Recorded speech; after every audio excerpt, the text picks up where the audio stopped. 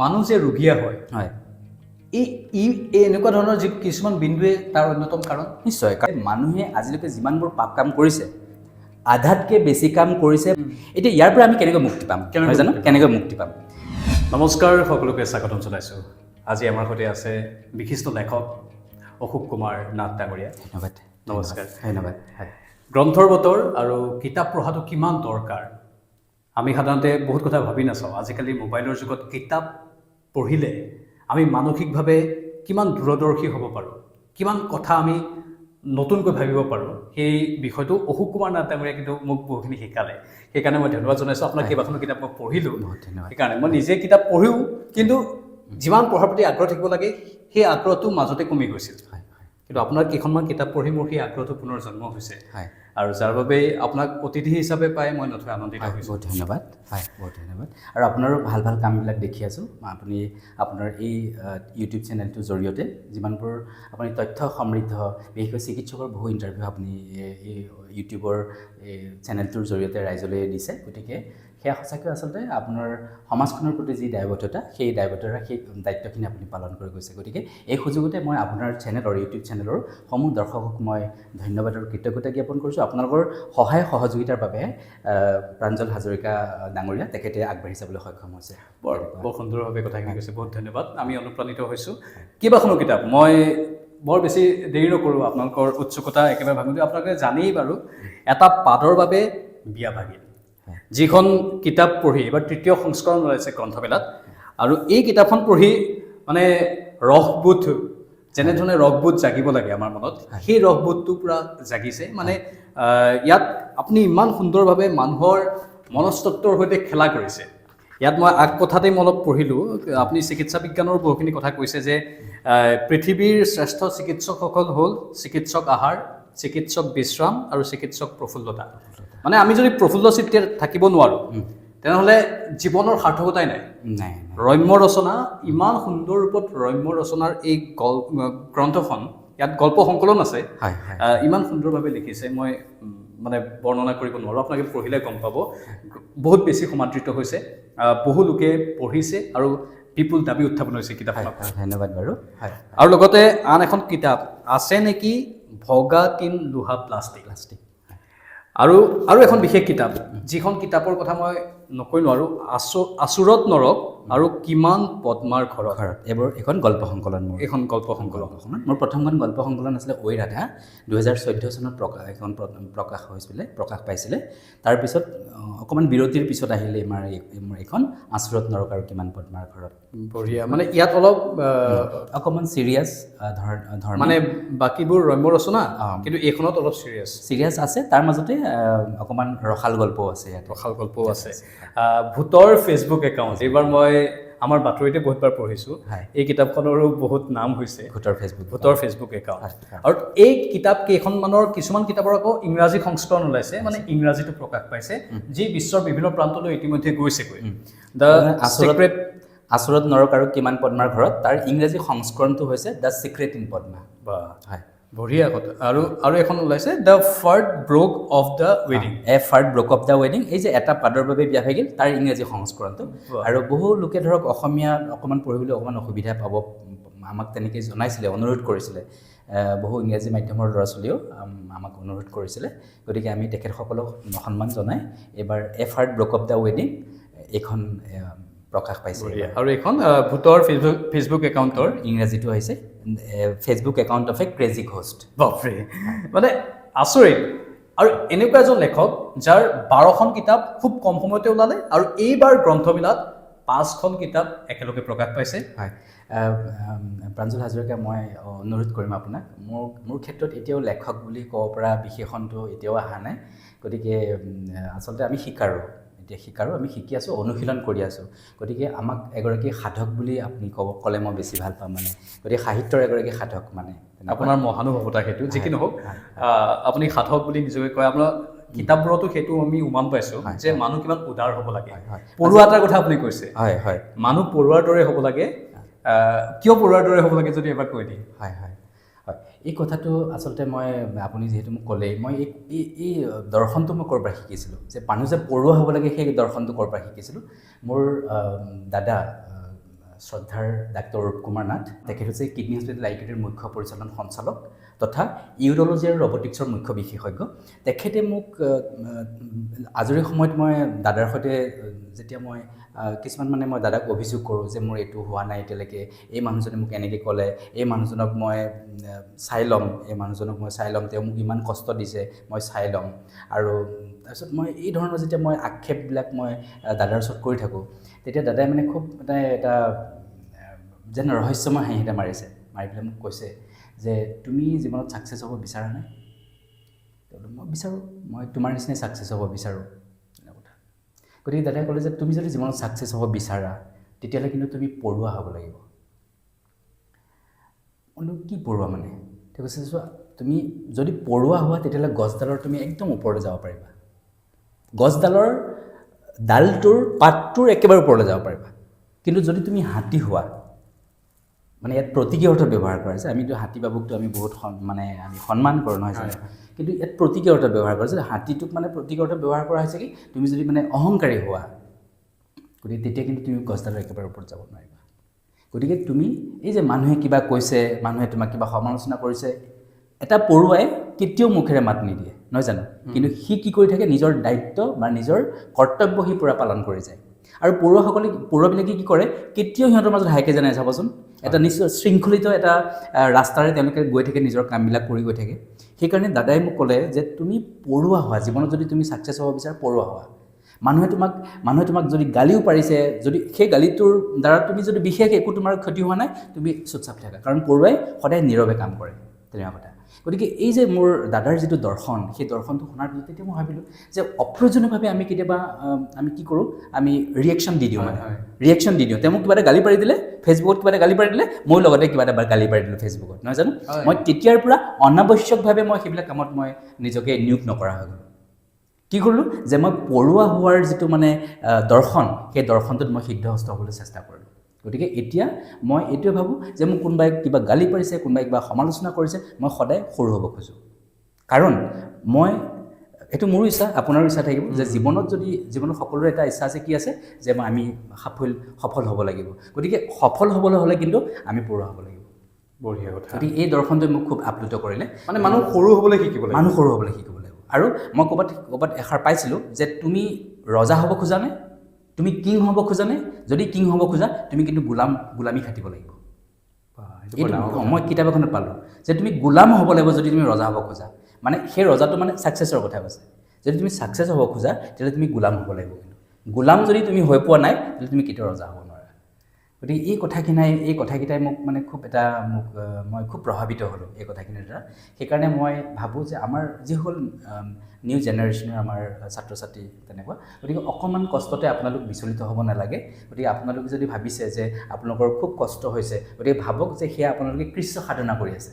গতিকে কৃচ্ছ সাধনা নকৰাকৈ আমি এগৰাকী কিং হ'ব নোৱাৰোঁ, আমি ৰজা হ'ব নোৱাৰোঁ, বা আমি সাফল্যৰ শীৰ্ষলৈ যাব নোৱাৰোঁ, তেনেকুৱা কথা। গতিকে আমিও এতিয়া শিকাৰোহে, আমিও কষ্ট কৰি আছোঁ, আমিও সাধনাই কৰি আছোঁ। গতিকে মই সেই ৰাস্তাটোৰ যে উমান পাইছোঁ, সেই ৰাস্তাটো আপোনালোকক ক'বলৈ ভাল পাইছোঁ। মানে কিবা ডাঙৰ কথা, মানে অশোক কুমাৰ নাথ ডাঙৰীয়াৰ এটা বিশেষত্ব হ'ল যে তেওঁ কথাখিনি কৈ আছে, কথাবোৰ শুনিবলৈ বৰ শুৱলা, শুনি বৰ ভাল লাগে। মটিভেশ্যনেল স্পীকাৰ হিচাপেও তেখেতে বহুত নাম কৰিব পাৰিছে বা পাৰিব ভৱিষ্যতেও। কিন্তু তেওঁৰ যেতিয়া লেখনি আপুনি পঢ়িব, সেই পঢ়া কথাকেইটাই আপোনাৰ মনত বহুত জাগ্ৰত শক্তিৰ দৰে কাম কৰিব। মানে আপুনি কল্পনা কৰিব নোৱাৰে, মই এই কিতাপখিনি পঢ়ি এনেকুৱা মোৰ অনুভৱ হৈছে যেন মই এখন বেলেগ পৃথিৱীত বাস কৰি আছোঁ। এওঁ বুজাব জানে, সেই কথাটোৱে ডাঙৰ কথা। মানুহক অন্তৰ যে স্পৰ্শ কৰিব লাগে। আমি এখন চিনেমা চাই ভাল পাওঁ যেতিয়া চিনেমাখনে আমাৰ অন্তৰ স্পৰ্শ কৰে। আমি কিতাপ এখন পঢ়ি তেতিয়াই ভাল পাম যেতিয়া সেই কিতাপখনে মোৰ নিজৰ জীৱনবোধটোক জাগ্ৰত কৰে। হয় ডাঙৰীয়া, মই এতিয়া ধৰক আপুনি যিটো ক'লে যে জনাথন ছুইফ্টে কৈছিলে, the best doctors in the world are doctor diet, doctor quiet and doctor merryman. পৃথিৱীৰ শ্ৰেষ্ঠ চিকিৎসকসকল হ'ল চিকিৎসক আহাৰ, চিকিৎসক বিশ্ৰাম আৰু চিকিৎসক প্ৰফুল্লতা। হয়, চিকিৎসক আহাৰ, আমি ভাল পুষ্টিকৰ আহাৰ খাব লাগিব, নহয় জানো। চিকিৎসক বিশ্ৰাম মানে আমি টোপনি মাৰিব লাগিব 6 ঘণ্টা, 7 ঘণ্টা, 8 ঘণ্টা, যাৰ যেনেকৈ লাগে। আৰু চিকিৎসক প্ৰফুল্লতা। গতিকে এই যে কি প্ৰফুল্লতা মানে কি, আমি যে ফূৰ্তি কৰোঁ, আমি যে গীত এটা শুনো, আমি যে মনোৰঞ্জন কৰোঁ, তেতিয়াহ'লে সেইটো কি আমি টাইম পাছ কৰোঁ নেকি? নহয়। আচলতে আমাক সকলো মানুহকে কম বেছি পৰিমাণে আমাক হাৰমনিক ছেট এটাই খেদি ফুৰে। ক'ব নোৱাৰাকৈ চাবচোন, কেতিয়াবা এনেই মনটো বেয়া লাগি আছে। মোৰ হয়। আপুনি কিয় বেয়া লাগিছে আপুনি নিজে নাজানে, হয়নে? কিয় জানেনে? কাৰণ যিকোনো চিন্তাপ্ৰৱণ ব্যক্তিয়ে এই হাৰমনিক ছেটৰ পৰা কেতিয়াও হাত সাৰিব নোৱাৰে এংজাইটি এটা ডিপ্ৰেশ্যন এটা আপোনাক খেদি ফুৰিবই যিকোনো চিন্তাপ্ৰৱণ ব্যক্তি দেই যিয়ে চিন্তা কৰিব পাৰে কাৰণ আমি যিহেতু আমি কষ্ট কৰি আছোঁ আমি যিকোনো ক্ষেত্ৰত আমি কষ্ট কৰি আছোঁ সকলোৰে ক্ষেত্ৰবিলাক বেলেগ বেলেগ সকলোৱে কিন্তু নিজৰ ক্ষেত্ৰখন কষ্ট কৰি আছে এই যে চিন্তা কৰিছে আমি চিন্তা কৰোঁ যে গতিকে আপোনাক হাৰমনিক ছেট এটা খেদিবই মানে আপুনি মানে স্নায়ৱিক কম বেছি পৰিমাণে আপুনি স্নায়ৱিক ৰোগৰ চিকাৰ হ'ব মানে এগৰাকী ব্যক্তিয়ে কৈছিলে যিকোনো কোনো ধৰণৰ স্নায়ৱিক ৰোগ নথকাটো স্বাস্থ্য বুলি ক'ব পাৰে কিন্তু তাক জীৱন বুলি ক'ব নোৱাৰে গতিকে আপোনাৰ যদি অকণমান ডিপ্ৰেশ্যন আছে অকণমান বৰডম আছে গতিকে আপুনি কিন্তু সেইটোক স্বাভাৱিক বুলি ভাবাটো উচিত তাৰ কাৰণে খুব চিন্তা কৰিব নালাগে ঠিক আছে এতিয়া আপুনি আৰু মই কেতিয়াও এই বৰডমৰ পৰা হাত সাৰিব নোৱাৰোঁ এই যে কি কয় বৈচিত্ৰ্যহীনতাৰ পৰা হাত সাৰিব নোৱাৰোঁ বৈচিত্ৰ্যহীনতা মানে কেতিয়াবা এনেকুৱা লাগিছে যে ইমানবোৰ কৰি আছোঁ ইমানখিনি মোৰ ছাকচেছ হৈছে ইমানখিনি মই বস্তু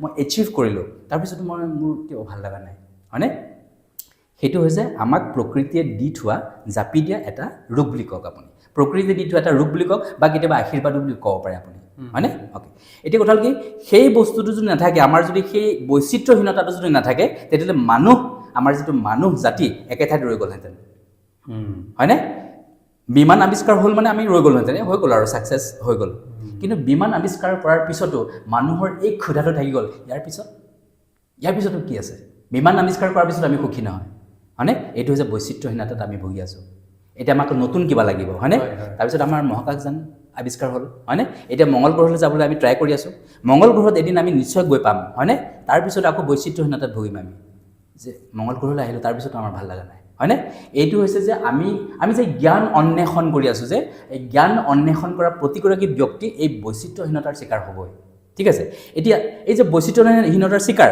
এই যে প্ৰকৃতিয়ে আমাক জাপি দিছে ইয়াৰ পৰা আমি যদি মুক্তি পাবলৈ যদি আমি কাম নকৰোঁ বা আমি যদি তাক বেলেঞ্চত আনিব নোৱাৰোঁ তেতিয়াহ'লে কিন্তু সেইটোৱে গৈ পেলাই ৰোগত পৰিণত হ'ব মানুহ যে ৰোগীয়া হয় হয় এই এনেকুৱা ধৰণৰ যি কিছুমান বিন্দুৱে তাৰ অন্যতম কাৰণ নিশ্চয় কাৰণ এগৰাকী মহৎ ব্যক্তিয়ে কৈছিলে মানুহে আজিলৈকে যিমানবোৰ পাপ কাম কৰিছে আধাতকৈ বেছি কাম কৰিছে বৰডমৰ পৰা মুক্তি পোৱাৰ আশাত আধাতকৈ বেছি কাম কৰিছে আৰু এই কথাখিনি মই হোমেন বৰগোহাঞিদেৱৰ আমাৰ শ্ৰদ্ধাৰ প্ৰয়াত সাহিত্যিক সাংবাদিক হোমেন বৰগোহাঞি ছাৰৰ এখন কিতাপত পঢ়িছিলোঁ যে মানুহে আজিলৈকে যিমান পাপ কৰিছে সেই আটাইতকৈ তাৰে আধাতকৈ বেছি পাপ কৰিছে সেয়া হত্যাকাণ্ড হ'ব পাৰে আন কিবা কিবি হ'ব পাৰে বৰডমৰ পৰা মুক্তি পোৱাৰ আশাত আমাৰ বৈচিত্ৰ্যহীনতাত ভুগি আছোঁ আমি কি কৰোঁ আমাৰ একো ভাল নালাগে হয়নে এতিয়া ইয়াৰ পৰা আমি কেনেকৈ মুক্তি পাম নহয় জানো কেনেকৈ মুক্তি পাম ইয়াৰ পৰা মুক্তি পাবলৈ হ'লে আমি কৰ্ম কৰিব লাগিব কাম কৰিব লাগিব আপুনি শাৰীৰিক পৰিশ্ৰম কৰিব লাগিব ব্যায়াম কৰিব লাগিব য়োগা কৰিব লাগিব গান শুনিব লাগিব আপুনি মনোৰঞ্জন কৰিব লাগিব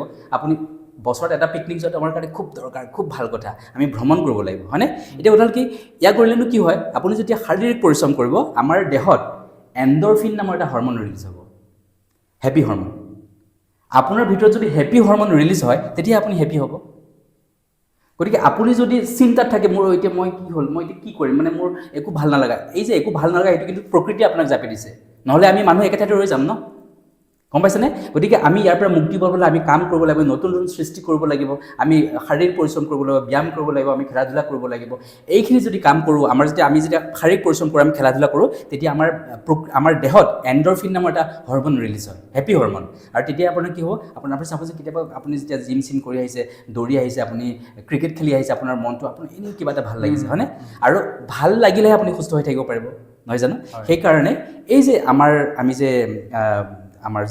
আমি ব্যংগ ৰচনা কিয় আমাৰ উইলিয়াম শ্বেক্সপিয়াৰ কি কৰিছিলে আমাৰ এগৰাকী গ্ৰেট ৰাইটাৰ আছিলে নহয় জানো নাট্যকাৰ আছিলে উইলিয়াম শ্বেক্সপিয়াৰে ব্যংগ ৰচনাৰ ক্ষেত্ৰতো তেওঁ গুৰুত্ব প্ৰদান কৰিছিলে পৃথিৱীৰ প্ৰত্যেকটো চহকী ভাষাতে নহয় জানো আপুনি চাওক ইংৰাজে গোটেই পৃথিৱী জয় কৰিছিলে নাই হয় কিন্তু ইংৰাজসকলে এদিনৰ কাৰণে হাঁহিবলৈ পাহৰা নাছিলে নহয় জানো গতিকে আমি হাঁহিবই লাগিব আমি যদি নাহাঁহোঁ তেতিয়াহ'লে কিন্তু আমি এই ধৰণৰ আমাৰ সন্তুলনটো আমাৰ যে অনাবৰতে দুখ এটা লাগি থাকে সেই দুখটোৰ পৰা আমি যদি হাত সাৰিব বিচাৰোঁ তেতিয়াহ'লে কিন্তু আমি হাঁহিব লাগিব আৰু সেই হাঁহিটো হ'ব লাগিব সম্পূৰ্ণ মৌলিকতাত আপুনি হাঁহিবলৈ হয়নে এটা বস্তুকে আপুনি যেতিয়া চাইছে আপোনাৰ এটা বস্তু সদায় সেই বস্তুকে চাইছে আপোনাৰ হাঁহি নুঠিব পাৰে নহয় জানো গতিকে আমি মৌলিক বস্তু চাব লাগিব মৌলিক বস্তুটো আপুনি কিতাপতো পাব পাৰে কোনোবা ভিডিঅ'টো পাব পাৰে খেলা ধূলাটো পাব পাৰে আপোনাৰ খেলা ধূলা কৰিবলৈ আপোনাৰ নতুন কিবা এটা এক্সপিৰিয়েঞ্চ হ'ল নহয় জানো গতিকে এই যে আমাক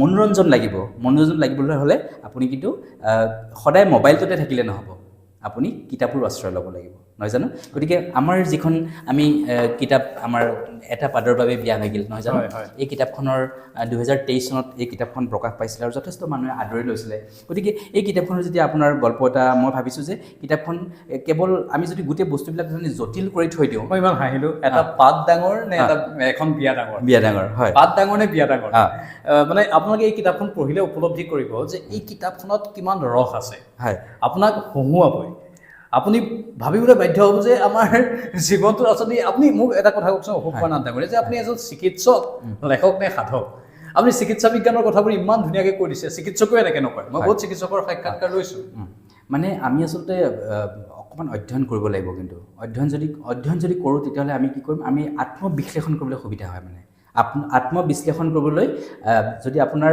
আটাইতকৈ যদি ভাল কিবা উপায় আছে সেইটো হৈছে যে আমি কিন্তু গ্ৰন্থ পঢ়িব লাগিব নহয় জানো গতিকে আমি চাওক সকলো কথা আমি কিবা এটা আমি বিপদত পৰিছোঁ বা কিবা কুৱেশ্যন এটা আহিছে আমাৰ মনলৈ সেই প্ৰশ্নটো পাবলৈ আমি কোনোবাই আমাক ভালকৈ উপদেশ দিব পৰা আমি কোনোবা এজন বন্ধু নাপাব পাৰোঁ সেইখিনি সময়ত কিন্তু আমি যদি গ্ৰন্থ এখন উলিয়াই লওঁ তেতিয়াহ'লে গ্ৰন্থখন উলিয়াই ল'লে আমি কি হ'ব আমাৰ সেই প্ৰশ্নবিলাক উত্তৰ পাব পাৰোঁ অ'কে আৰু দ্বিতীয়টো হ'ল কি এই যে আপোনাৰ ভিতৰত যেতিয়া এণ্ডৰফিন ৰিলিজ হ'ব হেপী হৰমন ৰিলিজ হ'ব তেতিয়াহ'লে আপুনি নিজেই বহুত প্ৰশ্নৰ উত্তৰ আপোনাৰ ভিতৰত আহি যাব আত্মচৈতন্যৰে আপুনি কিছুমান কথা উপলব্ধি কৰিব পাৰিব হয়নে চাওক আপোনাৰ মনটো যদি ৰুগীয়া হৈ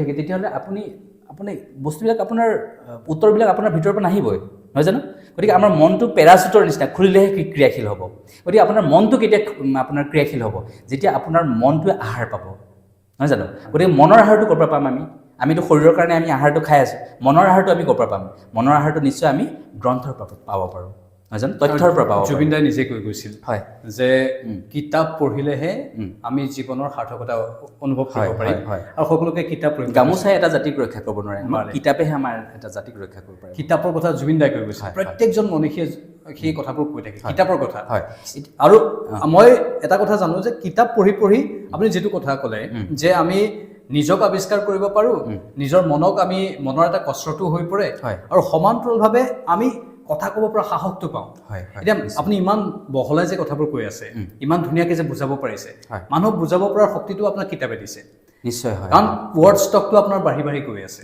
আপোনাৰ নলেজটো বাঢ়ি গৈ আছে মানে জ্ঞানৰ অন্বেষণ আমি জ্ঞানৰ অন্বেষণ আচলতে কেনেধৰণে কৰিব লাগে নহয়নে আচলতে আপুনি এতিয়া এটা কথা কওকচোন আজিকালি মোবাইলৰ প্ৰতি ইমান ধাউতি বাঢ়িছে আমাৰ সৰু ল'ৰা ছোৱালী এই সৰু ল'ৰা ছোৱালী মোবাইলৰ প্ৰতি যিটো ধাউতি বাঢ়িছে তাৰ বাবে জগৰীয়া প্ৰকৃততে কোন মই আপোনাৰ মুখেৰে শুনিছিলোঁ অফ কেমেৰা যিসকল মাক আছে সন্তানৰ তেওঁলোকে হেনো বেছি জগৰীয়া এই কথাখিনি ক'বলৈ হ'লে মই অকণমান তাৰ লগত সংগতি ৰাখি এটা কথা ক'ব লাগিব তেনেকুৱা যে ভগৱান শ্ৰীকৃষ্ণই গীতাত অৰ্জুনক কৈছিলে অৰ্জুনেতো মানে মই যুদ্ধ নকৰোঁ বুলি কৈ দিলে যে মই কেনেকৈ যুদ্ধ কৰোঁ মই নকৰোঁ তেতিয়া অৰ্জুনে কৈছিলে যে মই এতিয়া যুদ্ধ নকৰোঁ যে কৃষ্ণ কৈছে নহয় তুমি ক্ষত্ৰিয় তুমি যুদ্ধ কৰিব লাগিব দুৰ্যোধনে তোমালোকক বেজীৰ আগৰ মাটিখিনি নিদিয়ে ক'ত থাকিবা যিটো তোমালোকৰ প্ৰাপ্য আছিলে সেই প্ৰাপ্যৰ পৰাতো তোমালোকক বঞ্চিত কৰিলে যেতিয়া শান্তিৰ বাৰ্তা লৈ পেলাই কৃষ্ণই গৈ পেলাই দুৰ্যোধনক ক'লে যে তোমালোকে 5খন গাঁও দিয়া পাণ্ডৱক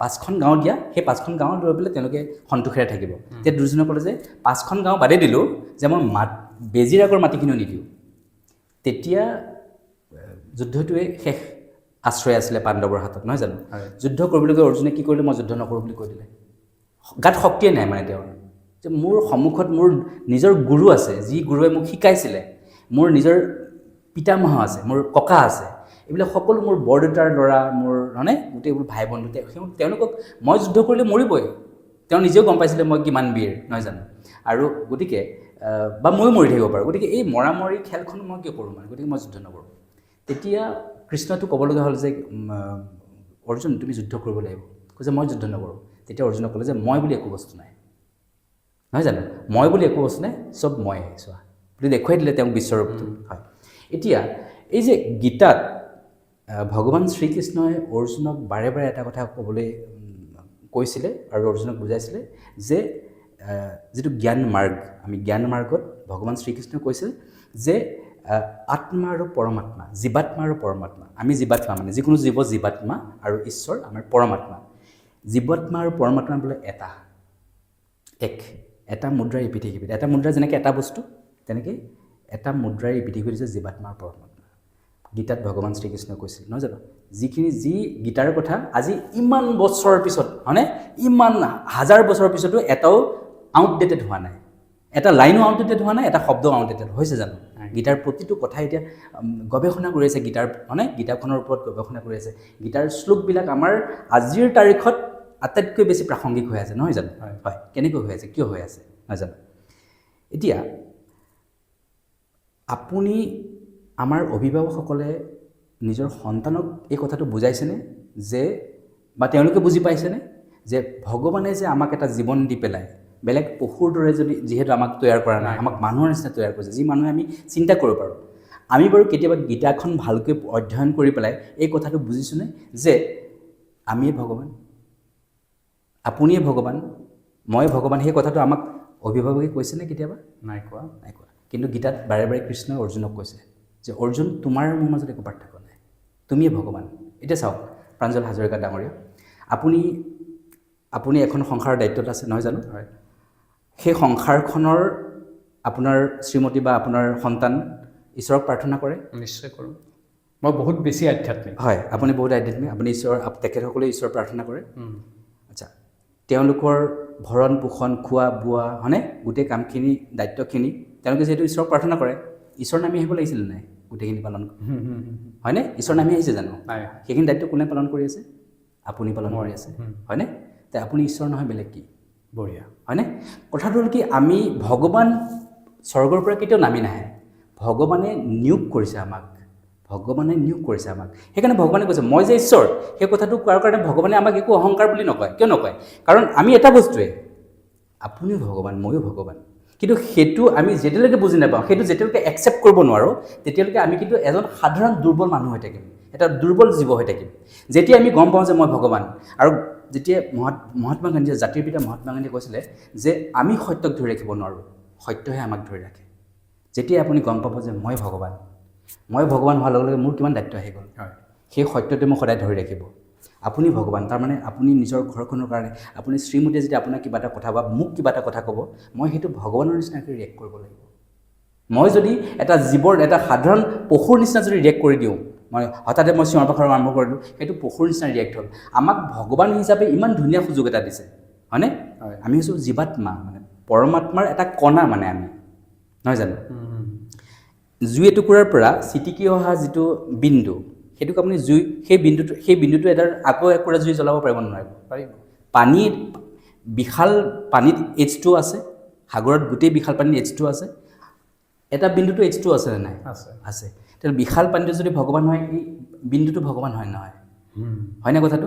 গতিকে আমি যেতিয়ালৈকে একচেপ্ট নকৰোঁ যে আমি ভগৱান, তেতিয়ালৈকে কিন্তু আমাৰ দায়িত্ব সদায় কমি থাকিব। আৰু যেতিয়া আমি গম পাম যে আমিয়ে ভগৱান, তেতিয়াহ'লে কি ক'ব? আপোনাৰ পত্নীয়ে যদি আপোনাক কিবা এটা কথা ক'ব, আপুনি সেইটো ভগৱানৰ নিচিনা ৰিয়েক্ট কৰিব, শান্ত সমাহিত হৈ পৰিব। আৰু আপুনি গম পাব যে কেৱল মোৰ ঘৰখনৰ কাৰণে নহয়, মই যেতিয়া ৰাস্তাৰে গৈ আছোঁ, মোৰ ৰাস্তাত থকা জীৱকুল, মানে হয়নে, তৃণ বৃক্ষ সকলোৰে প্ৰতি মোৰ দায়বদ্ধতা আছে। মই যদি ৰাস্তাত যদি দেখিলোঁ যে কোনোবা এটা কুকুৰ মুমূৰ্ষু অৱস্থাত আছে, সেই কুকুৰটোকো মই যদি পানী অকণ দিয়াটো মোৰ দায়িত্ব। কিয়? কাৰণ মই ভগৱান। হয়নে? ভগৱান কিন্তু কেতিয়াও পৃথিৱীলৈ নামি নাহে, ভগৱানে নিয়োগ কৰে, আমাক নিয়োগ কৰিছে, আৰু নিয়োগ কৰোঁতে তাৰপিছত দেখিছে যে তেওঁ ভালকৈ দায়িত্ব পালন কৰি আছে নহয়, হয়নে? দায়িত্ব তেওঁক বেছি নিদিয়ে। আমাৰ সদ্যপ্ৰয়াত জুবিন গাৰ্গ, যাক আমি মহাপুৰুষ বুলি আমি এতিয়া ভাবি ল'লোঁ নহয় জানো। গতিকে জুবিন দাই যিমান দৰিদ্ৰ মানুহক সহায় কৰিছিলে, যিমান দুখীয়া মানুহক তেওঁ সহায় কৰিছিলে, সেই সহায়খিনি কৰিবলৈ ভগৱান নামি আহিছিলনে? সেই সহায়খিনি জুবিন দাই কৰিছিলে নাই? তাৰমানে জুবিন দাই গম পাইছিলে, তেওঁ একচেপ্ট কৰি লৈছিলে যে মই ভগৱান, মই তেওঁলোকক ৰক্ষা কৰিব লাগিব। কিন্তু ভগৱান কেতিয়াও নামি নাই। গতিকে আমি এই অনুষ্ঠানটোৰ জৰিয়তে মই মোৰ আপোনাৰ চেনেলৰ সন্মানীয় দৰ্শকসকলক, মই শ্ৰদ্ধেয় দৰ্শকসকলক মই অনুৰোধ কৰিম যে আপোনালোকে, অভিভাৱকসকলক, যে আপোনালোকে আপোনালোকৰ সন্তানক এই কথাটো শিকাওক যে আমিয়ে ভগৱান। আপোনালোকৰ সন্তানক শিকাওক যে তুমিয়ে ভগৱান, তুমি ভগৱান, ভগৱানে তোমাক প্ৰতিনিধি হিচাপে পঠাইছে পৃথিৱীলৈ। গতিকে তুমি ভগৱানৰ দায়িত্ব পালন কৰিব লাগিব। এই কথাখিনি যদি আমি আমাৰ ছাত্ৰ ছাত্ৰীসকলক শিকাওঁ, আমাৰ সন্তানক শিকাওঁ, তেতিয়াহ'লে চাব পৃথিৱীখন আমি ভবাতকৈ বহুত সুন্দৰ হৈ উঠিব। আৰু আজিকালি যিবোৰ অসুবিধা পায় অভিভাৱকে সন্তানক আকুৰগোজ সন্তান, মোবাইলটো নেৰা বা তেনেকুৱা ধৰণৰ যিবোৰ মানসিকতা গঢ় লৈ উঠিছে সেইবোৰ তেনেধৰণে আমি নোহোৱা কৰিব পাৰোঁ। তেনেকুৱা নোহোৱাৰ পৰা এতিয়া আপোনাৰ কথা আপুনি যিটো ক'লে যে ঋণ, এতিয়া চাওক ময়ো এগৰাকী বিবাহিত হয়নে, আপুনি এগৰাকী বিবাহিত পুৰুষ। আচ্ছা, আমাৰ সন্তানে সৰুৰ পৰাই যিটো দেখি আছে আমাক হিৰ' বুলি ভাবে ন তেওঁলোকে হয়নে, মাক দেউতাকক হিৰ' বুলি ভাবে, মাক দেউতাকে যি কৰোঁ তাকে ফ'ল' কৰে। কাৰণ চাওক 18 ঘণ্টা আমাৰ লগতে থাকে, জন্ম হোৱাৰ পৰা 24 ঘণ্টাই থাকে। মানে যেতিয়া স্কুল যাবলৈ লয়, স্কুল 4 বছৰ 3 বছৰ 4 বছৰৰ পৰা তেওঁলোকে 4 ঘণ্টা 5 ঘণ্টা স্কুলত থাকে, বাকী সময়খিনি আমাৰ লগত। কিন্তু জন্মৰ পৰা আকৌ আমাৰ লগতে আছে 4-5 বছৰলৈকে। 24 ঘণ্টাই আমাৰ লগত থাকি আমি কোৱা ভাষাটো তেওঁ একচেপ্ট কৰিছেনে নাই? আমাৰ মাতৃভাষাটো একচেপ্ট কৰি ল'লে, তেওঁলোকে একদম হৃদয়ংগম কৰি ল'লে আৰু সেই ভাষাটোতে তেওঁলোকে কথা কোৱা আৰম্ভ কৰে। গতিকে আমাৰতো প্ৰত্যেকটো কথাই অনুসৰণ কৰিব ভাষাটোৱে। তুমি আমাৰ ভাষাটোহে লোৱা আৰু আমাৰ কেৰেক্টাৰবিলাক, আমাৰ বৈশিষ্ট্যবিলাক নল'বা, আমি সেইটো বাধা দিব পাৰিম নেকি? নোৱাৰিম নহয়। তাৰমানে কি, আপোনাৰ হাতত যদি এখন কিতাপ সন্তানে দেখিছে, তেতিয়াহ'লে সেই সন্তানে এখন কিতাপেই ল'ব। এই পইণ্টটোৱে মই বিচাৰি আছোঁ। আপোনাৰ মাক দেউতাকে যদি হাতত কিতাপখন লৈ পঢ়ি থাকে, মোবাইলটো যদি চাই বেছি নাথাকে, মাজে মাজে চালে বেলেগ কথা, দৰকাৰ পৰিলে প্ৰয়োজন হ'লে, কিন্তু কিতাপখন বেছিভাগ পঢ়া দেখিলে ল'ৰাটোৱেও বা সন্তানে ভাবিবলৈ বাধ্য হ'ব, ল'ৰা বা ছোৱালীগৰাকী। কিন্তু মই ভাবিছোঁ যে মোবাইলটো সন্তানটোৰ আগত আনিবই নালাগে, কাৰণ আমি সেইটো চেলেঞ্জ হিচাপে ল'ব লাগিব এতিয়া। একদম জন্মৰ পৰাই যে মোবাইলটো আৰু মোবাইলৰ যিটো ৱেভ, যিটো তৰংগ, সেই তৰংগটোৱে সাধাৰণ মানুহকো আমাক হাৰ্ম কৰিব পাৰে। তেনেকুৱা কথা। আমাক চায়েন্সে কৈছে যে শুওঁতে বা আপুনি যদি কিবা গৱেষণামূলক কিবা কাম কৰি আছে, অতি কমে 8 ফুট আঁতৰত আপোনাৰ মোবাইলটো ৰাখক, নহ'লে সি আপোনাৰ চিন্তাত আপোনাক ব্যাঘাত জন্মাব পাৰে। ৰাতি শুই থাকোঁতে আপোনাৰ টোপনিত ব্যাঘাত জন্মাব পাৰে। মোবাইলে কি উপায় কৰিব এতিয়া? আজিকালি মোবাইলটো বাধ্যতামূলক। সেইকাৰণে চেলেঞ্জ হিচাপে লওক যে মোবাইল থোৱা ৰুম এটা এক্সট্ৰাকৈ ৰাখক, যাতে আপোনাৰ সন্তানটো জন্মৰ পৰা যাতে আপোনাৰ সন্তানটোৱে মোবাইলটো কেতিয়াও দেখি পোৱা নাই। আৰু হাতত কিতাপখন যাতে বেছি দেখে, হাতত কিতাপ দেখক, ভাল কিবা দেখক, ভাল কামখিনি দেখক, কিতাপ পঢ়ি থকা দেখক পিতৃ মাতৃক। হয়, আৰু যেতিয়া 2 বছৰ মানে 1.5 বছৰ 2 বছৰৰ পৰা তেওঁক আপোনালোকে সোনকালে উঠাই পেলাই আপোনালোকে সূৰ্যাস্ত দেখুৱাওক, পৃথিৱীৰ বিনন্দীয়া ৰূপটো দেখুৱাওক, চৰাই চিৰিকটিৰ কল কাকলি শুনাওক, নহয় জানো? এই গোটেইবিলাক ভাল প্ৰকৃতিৰ লগত যদি আমি সম্পৃক্ত হৈ থাকিব পাৰোঁ, তেতিয়াহ'লে আপোনালোকে চাব যে আমাৰ সন্তানে সদায় প্ৰকৃতিৰ সৈতে থাকিবলৈ চেষ্টা কৰিব। আৰু প্ৰকৃতি হৈছে আমাৰ মা। আপুনি যেতিয়া হোমেন বৰগোহাঁই ছাৰে কৈছিলে যে তোমাৰ যদি সাংঘাতিক ধৰণে তুমি বিচলিত হৈ গৈছা, তুমি যদি সাংঘাতিক ধৰণে ভাগৰি গৈছা, তেতিয়াহ'লে তুমি প্ৰকৃতিৰ মাজলৈ গুচি যোৱা, জংঘলৰ মাজলৈ যোৱা, অৰণ্যৰ মাজলৈ যোৱা।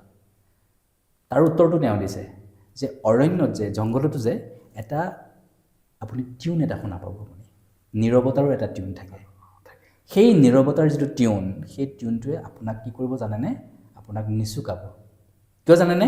কাৰণ আমি প্ৰকৃতিৰ সন্তান। কিন্তু আমি প্ৰকৃতিৰ পৰাতো বিচ্ছিন্ন নহয়।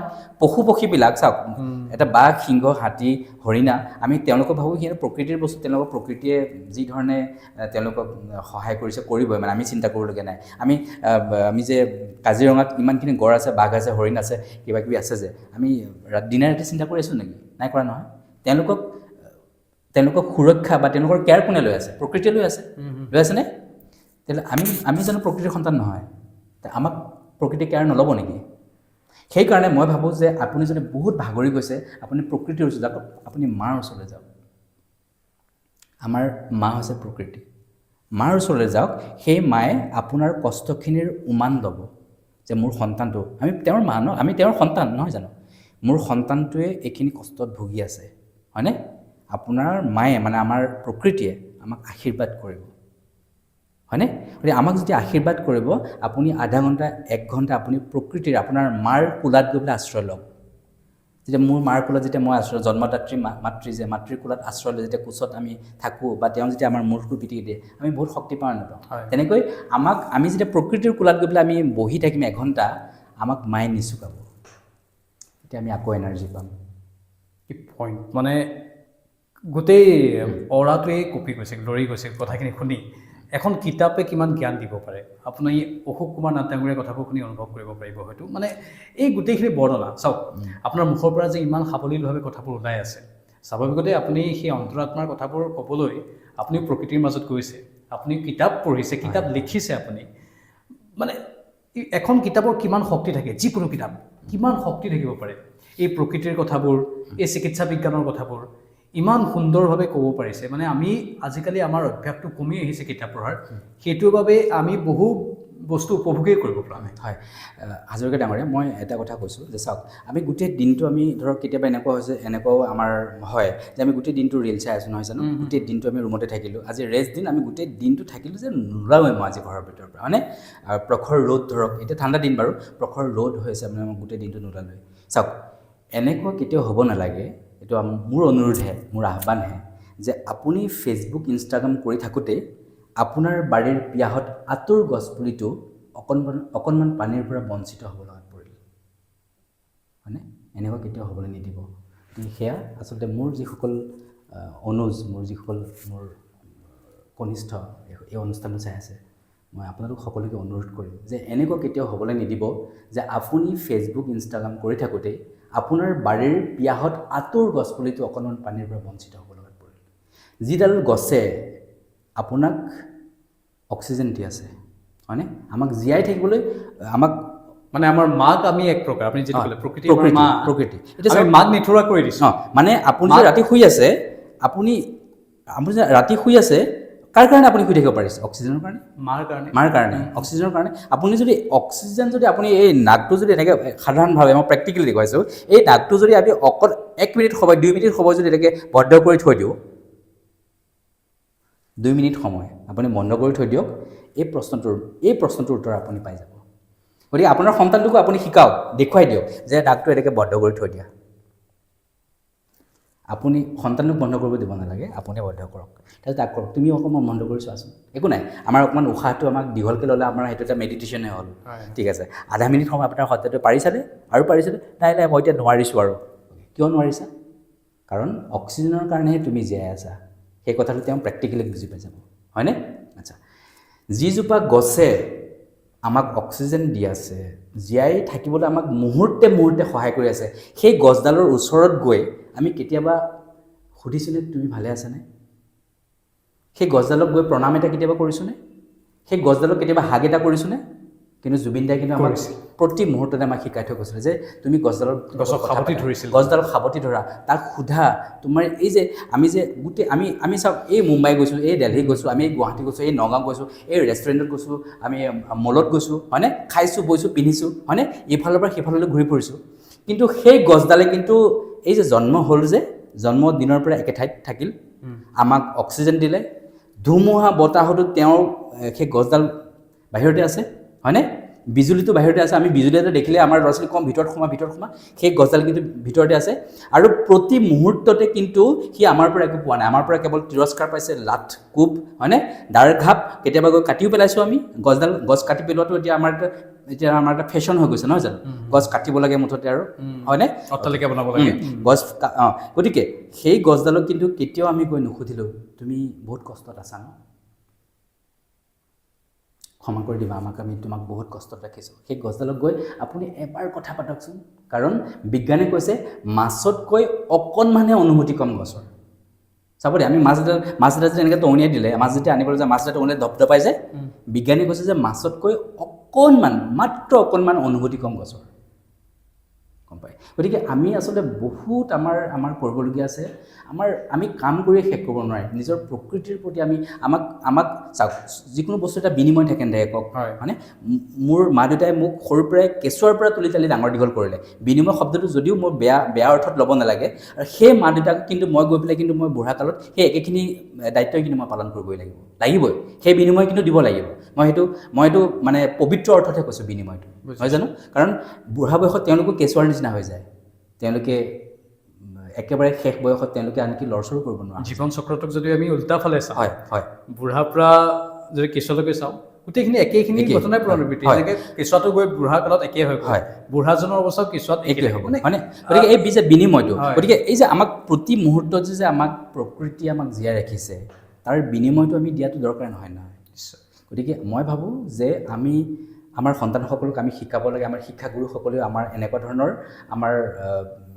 আমাক জ্ঞান প্ৰদান আপোনালোকে কৰে, আমি জানো তেনেকুৱা ভ্ৰমণ থাকে বাৰু, কিন্তু সেই ভ্ৰমণবিলাক আমি কিমান চিৰিয়াছলি কৰিছোঁ, কিমান প্ৰেক্টিকেলি কৰিছোঁ। গছডালৰ লগত গৈ পেলাই আমি আমাৰ ছাত্ৰ ছাত্ৰীসকলক কথা ক'বলৈ শিকাওঁ, হয়নে আমি তেওঁলোকক সোধোঁ যে কেনেকুৱা ভালে আছা নে কি এই কথাখিনি যদি আমি আমাৰ অভিভাৱকসকলে আমাৰ শিক্ষাগুৰুসকলে যদি আমাৰ সন্তানসকলক ছাত্ৰ ছাত্ৰীসকলক যদি এই জ্ঞানৰ বাটেৰে যদি আমি আগবঢ়াই নিওঁ তেতিয়াহ'লে মই ভাবোঁ যে আমাৰ সন্তানে এই ৰিল চোৱাৰ পৰা আপোন আঁতৰি গুচি আহিব বহুত বেছি সাৰমৰ্ম থকা এইখিনি কথা আৰু সাৰমৰ্ম থকা এটা সাক্ষাৎকাৰ সকলোৱে চোৱাটো আমি বিচাৰোঁ আমাৰ একাংশৰ সকলোৰে নহয় একাংশৰ সেই প্ৰৱণতাটো আছে যে বেছি সাৰুৱা কথা ক'লে অলপ স্কিপ কৰি দিয়ে কিন্তু স্কিপ নকৰিব এই কথাখিনি বহুত গুৰুত্বপূৰ্ণ মই পুনৰ কওঁ যে আজিৰ এই সাক্ষাৎকাৰটোৰ পৰা দুটা কথা গম পালোঁ এটা হ'ল আমি কিতাপ পঢ়িবই লাগিব যিকোনো উপায়েৰে হ'লেও যদি নপঢ়োঁ আমাৰ জীৱনটো এক প্ৰকাৰ অথলে যাব আৰু প্ৰকৃতিৰ মাজত আমি যাবই লাগিব কাৰণ প্ৰকৃতিৰ মাজত গ'লেহে আমি গোটেই আমাৰ আচলতে গোটেই ৰোগ ব্যাধি নোহোৱা হৈ যাব মানে ৰোগ ব্যাধি দূৰ কৰাৰ এইটো এটা মহৎ উপায় প্ৰত্যেকজন ব্যক্তিয়ে কৰিব লাগে যে কিতাপ পঢ়ক আৰু প্ৰকৃতিৰ মাজত প্ৰকৃতিৰ সৈতে একাত্ম হওক আৰু এইটো আপুনি গ্ৰহণ কৰক যে আপুনিয়ে ভগৱান বঢ়িয়া বৰ ভাল লাগিল ধন্যবাদ জনাইছোঁ আমি যিমান পাৰোঁ হাতী মাৰি ভুৰুকাত ভৰোৱাৰ নিচিনা কাম কৰিবলৈ চেষ্টা কৰিলোঁ যাতে কম সময়ত কথাবোৰ ওলায় আৰু বেছি মানুহে যাতে এই ভিডিঅ'বোৰ পায় বেছি মানুহৰ হাতলৈ যাতে এই ভিডিঅ'বোৰ যায় তেতিয়াহে উপলব্ধিটো কৰিব পাৰিব হয় হাজৰিকা ডাঙৰীয়া মই এইখন মোৰ যিখন কিতাপ যে একেবাৰে শেষ কৰিম আৰু যিহেতু আমি বেছি দীঘলীয়া হ'লেও আমাৰ অকণমান অসুবিধা হ'ব এই যিখন কিতাপ আচুৰত নৰক আৰু কিমান পদ্মাৰ ঘৰত এই কিতাপখন মই উৎসৰ্গা কৰিছোঁ আমাৰ হিয়াৰ আমঠু আমাৰ অসমীয়া জাতিৰ হিয়াৰ আমঠু সদ্যপ্ৰাপ্ত আমি জুবিনদাৰ নামত উৎসৰ্গা কৰিছোঁ আৰু জুবিনদাৰ গীত বা আৰু তেওঁৰ কৰ্মৰাজি এই তেওঁৰ কৰ্মৰাজি ভাল পোৱা আমি প্ৰতিগৰাকী ব্যক্তিৰ হাতত মই এই কিতাপখন উৎসৰ্গা কৰিছোঁ আৰু সেই কিতাপখনৰ যদি মই আপোনাৰ যদি অনুমতি হয় মই অকণমান আগ কথাখিনিৰ এটা দুটা পেৰেগ্ৰাফ মই পঢ়ি দিম তাৰপিছতে আমাৰ অনুষ্ঠানটো আপুনি সামৰিব পাৰিব নিশ্চয় গতিকে 19 ছেপ্টেম্বৰ 2025 বুকু কঁপি যোৱা সেই খবৰটো অসমীয়াৰ হিয়াৰ আমঠু জুবিন গাৰ্গ আৰু নাই কান্দোনত ভাগি পৰিল সমগ্ৰ অসমবাসী কোনো এগৰাকী অসমীয়াই যেন উশাহটো ভালদৰে ল'ব পৰা নাই তেওঁ লাগিলে অসমতে থাকক কিংবা পৃথিৱীৰ যিকোনো স্থানত শোকে খুন্দা মাৰি মচৰি পেলোৱা কলিজাটো যেন ৰৈ যাব খুজিছে বাৰে বাৰে কিয় এনে কিয় হৈছে কি আছিল জুবিন গাৰ্গ অসমীয়াৰ বাবে কি আছিল জুবিন গাৰ্গ অসমৰ বাবে জুবিন গাৰ্গ অসমৰ উশাহ আছিল জুবিন গাৰ্গ অসমৰ নিশাহ আছিল প্ৰতিগৰাকী অসমীয়াৰ উশাহে নিশাহে তেওঁ সাহসৰ এটি গীত আছিল প্ৰাণ ঢালি গোৱা তেওঁৰ প্ৰতিটো গীত প্ৰতিগৰাকী অসমীয়াৰ জীৱনৰ চালিকা শক্তি আছিল জীৱন যন্ত্ৰণা উপশমৰ সঞ্জীৱনী সোধা আছিল তেওঁৰ গীতত প্ৰতিগৰাকী অসমীয়াই বিচাৰি পাইছিল নৰকৰ পৰা উভতি অহাৰ বাট উলটি আহি সেই বাটেৰে স্বৰ্গমুখী হ'বলৈ বৈকুণ্ঠমুখী হ'বলৈ সেই গীতে প্ৰেৰণা দিছিল প্ৰতিগৰাকী অসমীয়াক সুখতো জুবিন দুখতো জুবিন যন্ত্ৰণাতো জুবিন মন্ত্ৰণাতো জুবিন সুবিধাবাদী দুষ্টজনৰ বাবে অসৎ ৰাজনীতিৰে তেজপিয়াসকলৰ বাবে জুবিন নামটোৱে আছিল ধূলিৰ ধুমুহা দুখীয়া নিচলা আৰ্তজনৰ বাবে তেওঁ আছিল সুখৰ এছাতি মলয়া বতাহ চকু জোৰ পৰা প্ৰেমৰ এখন ৰঙা চিলা তেওঁৰ প্ৰতিটো গীত প্ৰাৰ্থনাৰ দৰে অসমীয়াৰ তেজে তেজে শিৰাই শিৰাই মঞ্চত তেওঁৰ গীত শুনিবলৈ অসমীয়া নাযায় যায় কেৱল জুবিনৰ উপস্থিতি উপভোগ কৰিবলৈ অসমীয়াৰ প্ৰতি তেওঁৰ মৰমৰ আবদাল শুনিবলৈ জুবিন গাৰ্গৰ কথাত প্ৰাণ খুলি বিশ্বাসৰ হাঁহি এটা মাৰিবলৈ হেলদল ভাঙি অসমীয়া যায় তেওঁ গীত গোৱা মঞ্চৰ কাষলৈ তেনেহ'লে প্ৰশ্নটো হ'ল জুবিন গাৰ্গ কি অসমীয়াৰ বাবে কেৱল এগৰাকী গায়ক আছিল কেৱল এজন শিল্পী আছিল কেৱল এজন সংগীত পৰিচালক তথা অভিনেতা আছিল হয় আছিল কিন্তু তাৰো ঊৰ্ধত তেওঁ আছিল এজন মানুহ অসম আৰু অসমীয়াক হৃদয় উজাৰি ভাল পোৱা এজন মানুহ গীতৰ যাদুকৰী সুৰ আৰু ছন্দময় কথাৰে জীৱন দৰ্শন শিকোৱা অসমৰ ইতিহাসৰ তেওঁ আছিল অন্যতম এগৰাকী শ্ৰেষ্ঠ অসমীয়া গুৰু সেইবাবেই তেওঁ অবিহনে আজি প্ৰতিগৰাকী অসমীয়াই দিক বিদিক হেৰুৱাই পেলাইছে হিয়া ধুকাৰি কান্দিছে আৰু জীৱনৰ চৰম বিৰহ বেদনাত নিজকে সুধিছে what to do without you now আৰু এই কথাখিনি মই একেবাৰে সামৰিছোঁ কেনেকৈ হে মোৰ পৰম শ্ৰদ্ধাৰ অসমীয়া আমি হেৰুৱালোঁ এজন জুবিন গাৰ্গক কিন্তু আজিৰ পৰাই এই অসম মুলুকত আমি জন্ম দিবলৈ চেষ্টা কৰোঁ আহক 3.5 কোটি জুবিন গাৰ্গক অসমীয়াৰ প্ৰতি ঘৰে ঘৰে জুবিন গাৰ্গ অসমীয়াৰ প্ৰতি মনে মনে জুবিন গাৰ্গ জুবিনময় হৈ পৰক অসমৰ আকাশ বতাহ নদ নদী জান জুৰি পাহাৰ পৰ্বত অৰণ্য জলধাৰা প্ৰকৃতি প্ৰেমী জুবিন গাৰ্গ ঈশ্বৰ নাছিল হয়তো তেওঁৰ ঈশ্বৰ প্ৰাপ্তি হৈছিল এখন বিশাল হৃদয়ৰ গৰাকী জুবিন গাৰ্গে নিজৰ সৎ আৰু পবিত্ৰ কৰ্মৰ জৰিয়তে পৰমাত্মাৰ ইমান কাষ পাইছিলগৈ যে সেই অৱস্থাক আমি আজি ঈশ্বৰৰ সৈতে তুলনা কৰিবলৈ বাধ্য হৈ পৰিছোঁ সেইবাবেইতো প্ৰকৃতি বা আন জীৱকুলো ফুচকি উঠিছে তেওঁৰ চিৰবিদায়ত। সেই মোৰ প্ৰিয় অসমীয়া, পৃথিৱীৰ যিকোনো স্থানত আপোনাৰ পৰিচয় হওক আপুনি এগৰাকী জুবিন অসমীয়া, জুবিনিয়ান। তেন্তে পলম নকৰোঁ, আহক এয়া শপত লোৱাৰ সময়, আহক এয়াই অংগীকাৰ কৰাৰ সৰ্বোত্তম সময়। মোৰ কোনো জাতি নাই, মোৰ কোনো ধৰ্ম নাই, মই মুক্ত, ময়ে কাঞ্চনজংঘা, মই জুবিন গাৰ্গ। গাৰ নোম শিয়ৰি গৈছে আৰু জুবিন বুলি ক'লেই গাৰ নোম শিয়ৰি যায়। আৰু আমি উপলব্ধি কৰিছোঁ এই কথাখিনি বৰ মেমৰি, ইমান সুন্দৰ লেখনি, ইমান ধুনীয়াকৈ প্ৰস্ফুটিত কৰিছে গোটেই কথাবোৰ অশোক কুমাৰ নাথ ডাঙৰীয়া। কিতাপৰ দোকানত আপোনালোকে কওক অশোক কুমাৰ নাথ ডাঙৰীয়াৰ কিতাপ লাগে, বহু কিতাপৰ দোকানত আছে উপলব্ধ হৈ, গ্ৰন্থমেলাততো পাবই, কিন্তু কিতাপৰ দোকানতো আপোনালোকে বিচাৰিলে পাব। অশোক কুমাৰ নাথ ডাঙৰীয়া, আপুনি এনেধৰণে সৃষ্টিবোৰ কৰি যাওক, আমাৰ দৰ্শকে যাতে কিবা এটা শিকিব পাৰে, কাৰণ আমাক সেই মানসিক কষ্টটো বহুত প্ৰয়োজন। আপুনি কথাৰ মাধ্যমেৰে বৰ ধুনীয়াকৈ কথাও কয়, আপুনি কথাৰ মাধ্যমেৰে সেইখিনি কৰি যাওক আৰু আপোনাৰ লেখাৰ মাধ্যমেৰে কৰি যাওক। বহুত বহুত অভিনন্দন, বহুত বহুত শুভকামনা ভৱিষ্যতৰ বাবে। আমি লগ পাই থাকিম, নিশ্চয় লগ পাই থাকিম। আৰু আমাৰ এই অনুষ্ঠানটো চাই থকা দৰ্শকসকল, আপোনালোকক পুনৰ মই শ্ৰদ্ধা জ্ঞাপন কৰিছোঁ। আৰু প্ৰাঞ্জল হাজৰিকা ডাঙৰীয়াই ইমান সুন্দৰ সুন্দৰ আমাৰ সাক্ষাৎকাৰ আপোনালোকৰ মাজলৈ লৈ গৈ আছে, গতিকে আপোনালোকে সদায় সহযোগিতা আগবঢ়াই যাব।